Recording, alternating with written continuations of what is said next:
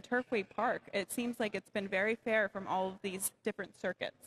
Where are you taking us for your best angle? Race 7.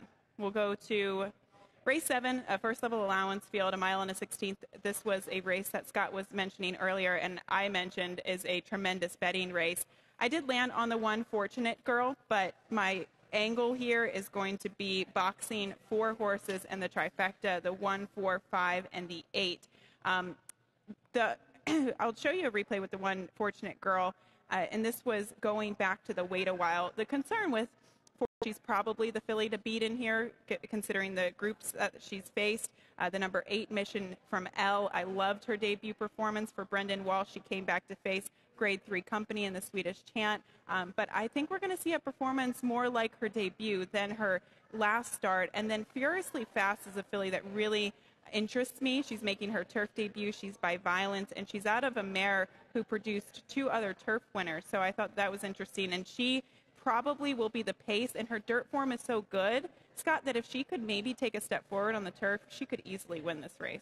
You talked about Cassie, Fortunate Girl, racing a lot. As you well know, that's his MO, though. He once these horses start racing, they don't get the 6 weeks to 2 months that top-level barns normally take with horses. He keeps them going, and it's a recipe that has worked for him at the highest level. Well, because it gives them a little bit of a foundation, and you're so far ahead of the other horses that are coming back off of a winter's rest that you can win these types of races in the spring. All right, so that's our best angles. Let's go to Tom Leach's pick of the day.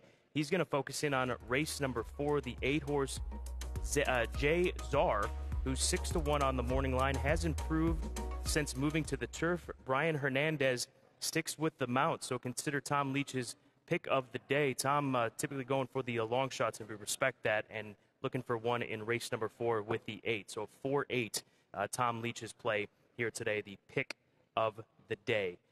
We have a wonderful card on tap here today.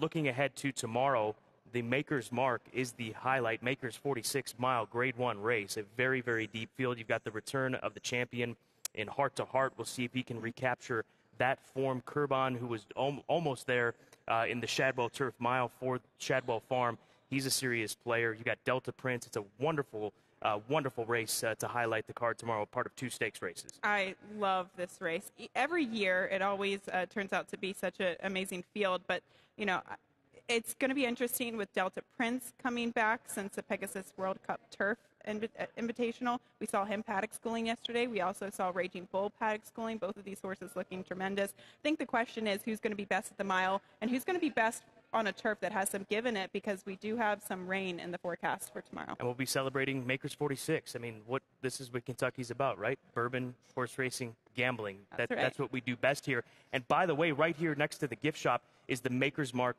dipping station. So you can buy an item and then dip whatever you like. It has to be an inanimate object, though, okay? You can't dip your child. You can't dip a cat or a dog. It has to be a hat, a glass, or something like that. So maybe we'll go over there and dip something. Okay. Dip your iPad. I don't want to dip my iPad. We'll find something, though. Join us tomorrow for Maker's 46-mile day. Join us today, first post 1:05 Eastern Time. It's a Thursday card, day 6 of the spring meeting here at Keeneland, just about set to get underway.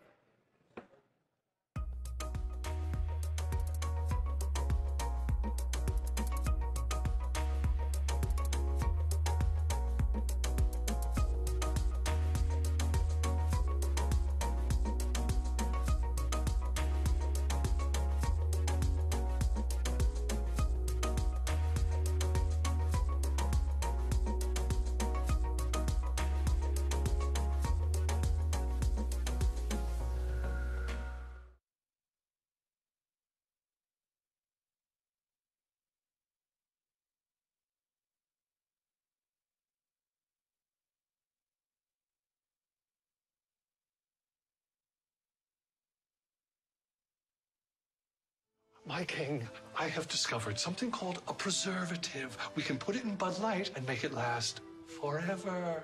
Wait, why would I want it to last forever if I'm gonna drink it now? Start again. Imagine you wanted to wait a year. A year? It won't be cold in a year. Are you all right? Okay. I could be dead in a year, right? Yes, my king, you'll definitely be dead in a year. Maybe sooner. Thank you. I think I'll drink it now. Year-old beer. It's madness. Bud Light. No corn syrup, no preservatives, and no artificial flavors.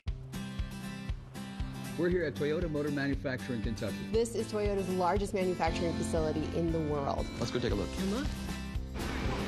Toyota has invested over $8 billion in this plant alone, producing over 11 million vehicles. It's all part of Toyota's commitment to the beautiful state of Kentucky. Helping to create jobs for nearly 25,000 people. You gotta love that. Toyota Camry, built in the USA. Toyota, let's go places.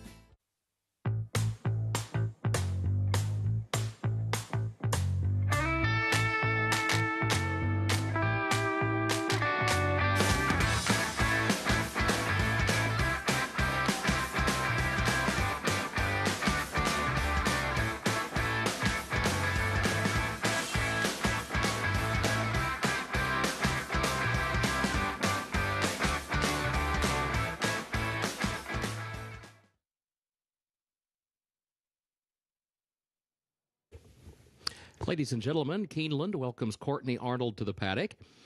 Courtney is a singer-songwriter from Mount Vernon, Kentucky. She has been singing on various stages along the East Coast since she was 5. Joining her on My Old Kentucky Home is her fiancé, Jake Vanover, guitarist and vocalist for Doyle Lawson and Quicksilver. And now, My Old Kentucky Home.